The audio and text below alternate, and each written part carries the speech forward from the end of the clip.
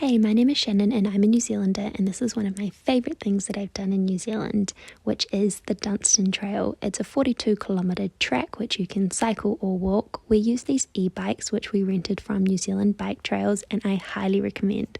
My bike was called Bertie.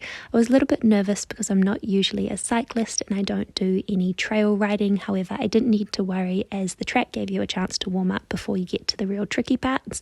After 8 kilometres we made our first stop at Carrick Winery, where we had a coffee and shared some delightful pizzas amongst the group.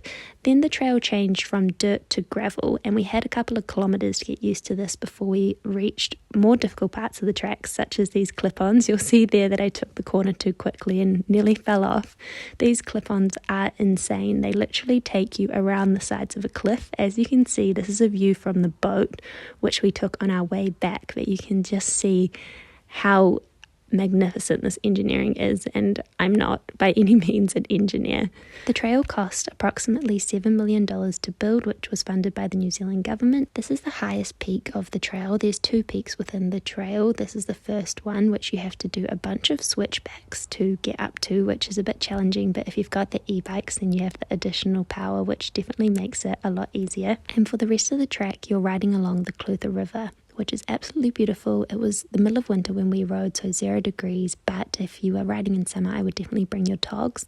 This was my favourite part, the bridge. Look at how beautiful that is from both up and below. I love these little toilets en route. They were so rustic. My favourite public toilets I've seen so far. You can start to see in these videos that the track is actually quite steep on the edge and you are riding alongside the cliff. Obviously I wasn't filming on the really steep parts because I value my life more than I value creating TikTok content. You do need to be careful and make sure that you're concentrating throughout the track. I wouldn't recommend for kids under 15. And then on the way home we caught the Dunstan Explorer, which was a riverboat. We had an incredible guide. It was really epic to see the trail from below after just cycling it, which took us a few hours. This view was incredible, and then we got dropped back in Cromwell where we started. It was an amazing day out. I loved every part and it has made me want to do more cycling. 10 out of 10.